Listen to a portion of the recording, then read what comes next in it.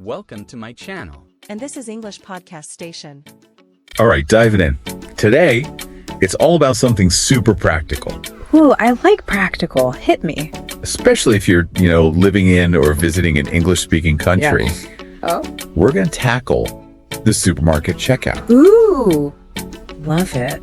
It's like how to handle it like a pro. Yes. We're breaking down an episode, a really useful one, I think, from English Podcast Station. Okay.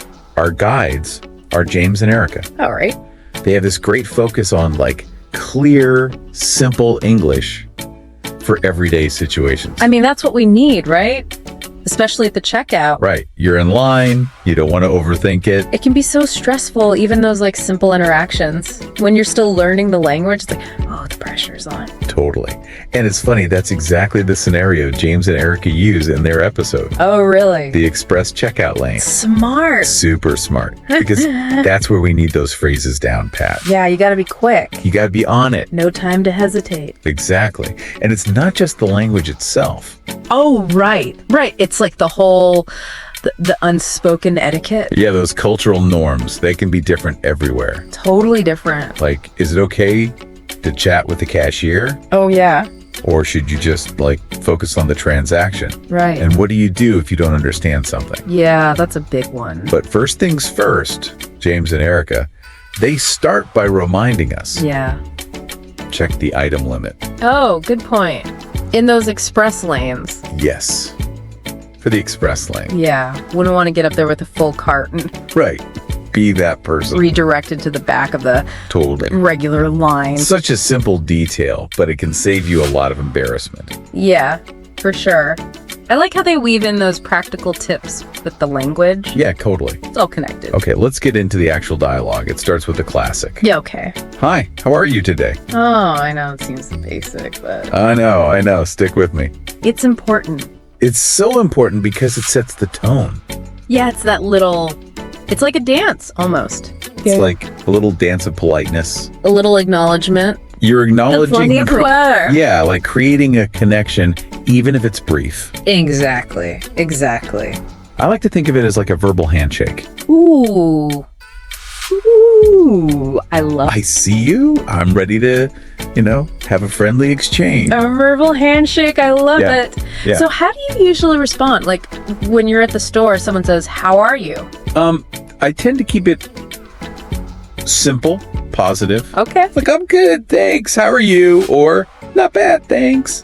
Perfect. And it's interesting how they mirror the structure of the question. Oh, yeah. You're showing you're listening and responding appropriately. Right. You don't have to go into a whole story about your day. You don't have to launch into your whole life story. Exactly. It's just keeping that flow, that back and forth, makes it feel natural.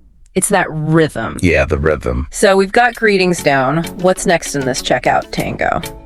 All right, so once the cashier scans your items, they might ask, do you have a club card with us? Ooh, the club card. Now things are getting interesting. It's like the secret weapon, right? Yeah. For saving money at the supermarket. It is. But I've noticed that not everyone understands the concept of, loyalty programs. Oh, that's true. Especially if they're new to, English-speaking countries, those programs. Yeah, it's not a universal thing. Right. It's basically rewarding repeat customers. You get discounts, special offers. Right. And for the supermarkets, they're collecting data on what you're buying. Yeah. So they can send you very personalized coupons and deals. It's amazing what those little cards reveal about our shopping habits. I know. But practically speaking, they can add up to some big savings. Oh, yeah. If you're going to a particular supermarket regularly, it's worth it to sign up. Absolutely. But even if you don't have a club card, don't worry. You're good. Just say, no, I don't, or no, thank you. Easy peasy. And the checkout process, it just keeps on moving. Smoothly. Okay, so we've handled the greetings, the club card query. Mm-hmm. What's next? The moment of truth. Dun, dun, dun, dun. Payment. Oh, yes. The cashier will ask, how would you like to pay? Okay. Now, in the US, we've got several common options. You've got your credit card, Right. your debit card, or good old-fashioned cash. It's funny how payment technologies, they just keep evolving. It's wild. I remember when everyone used to write checks. Oh, yeah. And now it's all contactless payments, digital wallets. It's incredible how fast things change, but for this lesson, let's stick to the basics. Good point. What you'll actually need at the checkout. Right. So if you want to use your credit card, you just say, I'll pay with my credit card. Straightforward. For debit, it's, I'll use my debit card. Easy. Simple. And if you're a cash person, I'll pay with cash. Yeah. Just be clear and confident so the cashier understands. Makes sense. And here's where it gets cool. Okay. If you're paying with a debit card, you can ask for cash back. Oh, yeah. This is something that always confused me when I was first learning English. It's definitely a unique feature. You don't see it everywhere. No. Basically, you withdraw cash from your bank account while you're making the purchase. It's like a mini ATM right there at the checkout. Exactly. In the dialogue, James, he asks for $20 cash back. Okay. So he's basically getting $20 on top of this purchase. Right. So his card will be charged the total plus that $20. Exactly. It's super convenient. You don't have to make another stop. Yeah, you don't have to go find an ATM. Exactly. I remember feeling so accomplished the first time I successfully used the cashback option. It's the little things, right? It's the little victories. It feels like a big step. Yeah, totally. All right, so we've covered the basics, greetings, club cards, payment options, even the cashback trick. Mm-hmm. I'm feeling more confident about my next trip to the supermarket already. That's great to hear. But before we move on, I want to highlight something interesting about how James and Erica structure their dialogue. Oh, I'm intrigued. What did you notice? Well, they kind of sprinkle in like these little cultural insights as they're going through the conversation. Oh, interesting. For instance, Erica, she mentions that, it's not customary to tip the cashier or bagger Oh, the tipping thing? in English-speaking countries. Yeah, it's such a big one. I know, right? It can be really confusing. Especially for people who are new to, like, the U.S. or other, English-speaking countries. Yeah, it's like one of those unwritten rules Totally. that can really trip people up. Yeah, Because in some cultures, tipping is expected right. It's almost everywhere. in almost every service industry, but in the US, it's mainly limited to restaurants, bars, Yeah. a few specific situations. So at the supermarket, Yeah, a simple thank you is all you need. that's it. No need to, like, fumble for extra cash. No, just a genuine thank you. Exactly. And speaking of cultural differences, they also touch upon the prevalence of self-checkout machines. Oh, those self-checkouts. Love them or hate them, They're everywhere. they've become a fixture in many supermarkets. I know, but I've noticed they're not as common in every country. That's true. It's interesting how the technology adoption varies. Yeah, from place to place. Yeah. In some countries, those self-checkouts, they're seen as super convenient, speeding up the process. Right. But in other places, people are a little more skeptical. Yeah, I've heard the arguments that they contribute to job losses Yeah, and that they can be frustrating, for sure. especially for, like, older customers or people with disabilities. It's a complex issue. Yeah. It has economic and social implications. Totally. But from a purely language learning perspective, Right. it's interesting to note that the phrases you'll use at a self-checkout, Okay. they're slightly different than what you'd use with a cashier. Oh, that's a good point. Yeah, you have to navigate those touch screens, Mm-hmm. select your payment method, maybe even troubleshoot some issues that come up. Yeah. It's almost like learning a whole new set of vocabulary and commands. It's like its own little world. Yeah, exactly. So even though we're focusing on, like, the more traditional checkout interaction here, Yeah. it's a good reminder that technology is constantly changing how we communicate. Oh, absolutely. Yeah. But regardless of whether you're dealing with a human cashier or a machine, there's always that possibility of miscommunication. Right. And that's something that can be really anxiety provoking Oh, for sure. for language learners. Like, what happens if you don't understand what the cashier is saying? Right. So James and Erica, they offer some really great advice for those situations. Oh, good. I'm all ears. Okay. So first and foremost, Yeah. don't be afraid to ask for clarification. Okay. A simple, could you please repeat that? Or, I didn't quite understand. Could you speak a little slower? I love how those phrases are both polite, Yes. also assertive. You're not demanding, Right. but you're clearly communicating that you need a little help. Exactly. You're advocating for yourself. Yeah. And don't underestimate the power of nonverbal communication. Oh, like pointing to something. Exactly. Or using your hands to show quantities. Yes, sometimes a smile or a nod can really go a long way. It's like we're tapping into our inner mime. A little bit. But seriously, it's reassuring to know that even if our words fail us, Yeah. there are other ways to get our meaning across. Absolutely. Yeah, Communication is a multifaceted process. it really is. It's not just about the words. You know, going through these tips, Yeah. I'm realizing that some of them apply not just to language learners, Oh, interesting. but to anyone who might be struggling to communicate, Oh, that's a good point. even native English speakers. Yeah. Like, we've all had those days We're where not we're just spooked. like, off Brain fog. brain fog, or the environment's noisy. Right. And it's hard to hear. For sure. So these strategies, they can be helpful in all sorts of situations. I think so. It's about being aware of that potential for miscommunication and having the tools to like navigate those challenges gracefully. Yeah, exactly. So even though this deep dive is focusing on English language learning, Yeah, it's really about communication skills in general, I agree. which is something we can all benefit from Absolutely. improving. I couldn't agree more. Yeah.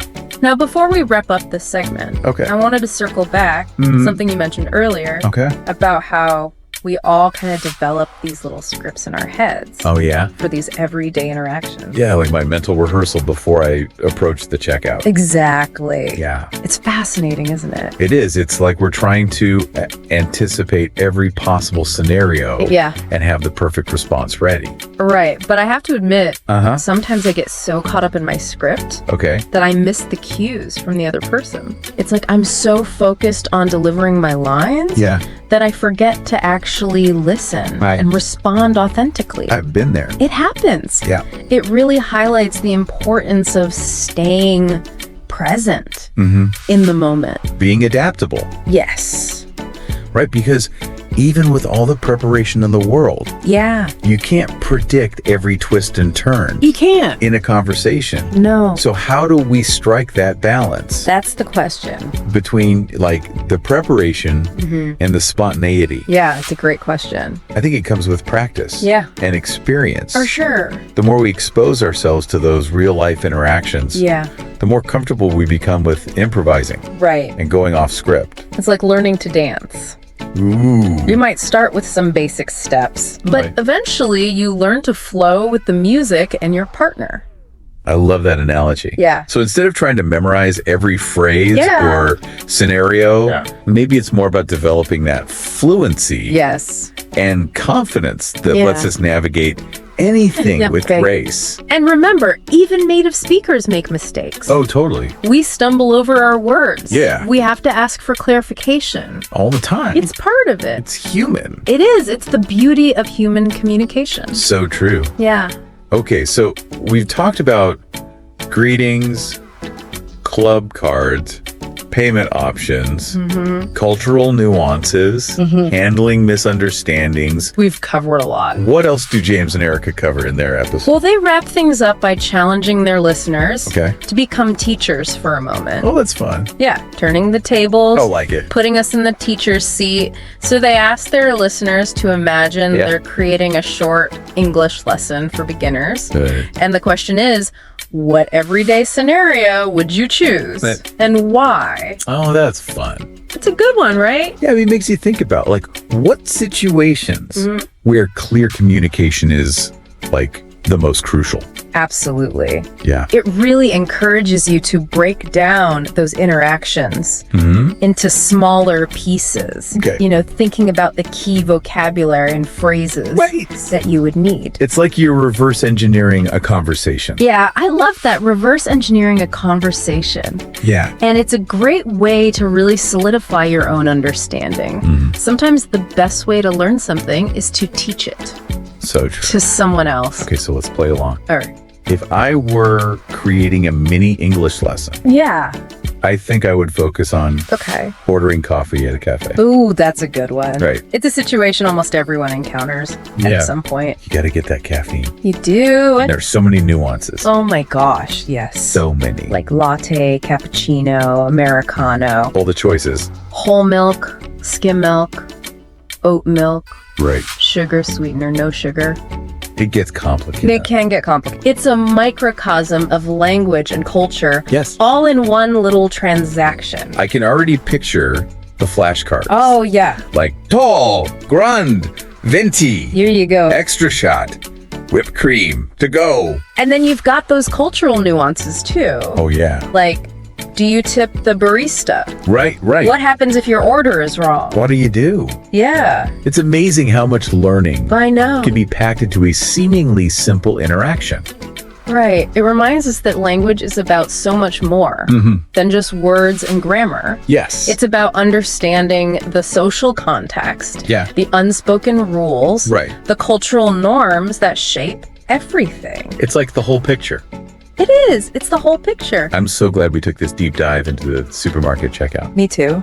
It's made me realize how much I take for granted when Yeah. it comes to like navigating these everyday situations. It's easy to forget how challenging it can be Totally. when you're still learning the ropes. Yeah. So to our listener out there Yeah. who's on this English learning journey, Yes. I hope this deep dive has been helpful I hope so. and encouraging. Encouraging for sure. Remember, every interaction, every aha moment, Yes. every fumble, Yeah. every triumph It all counts. brings you closer to fluency Absolutely. and confidence. You got this. So embrace the process, Yes. celebrate the progress, Celebrate every step. and never stop exploring. That's right. The world is waiting It is. to be discovered. One conversation at a time. One conversation at a time. That's it. And hey, if you find yourself feeling tongue-tied at the checkout, Oh, yeah. just remember those simple phrases. Yeah. Take a deep breath You got this. and go for it. You got this. You got that. Until next time, happy learning.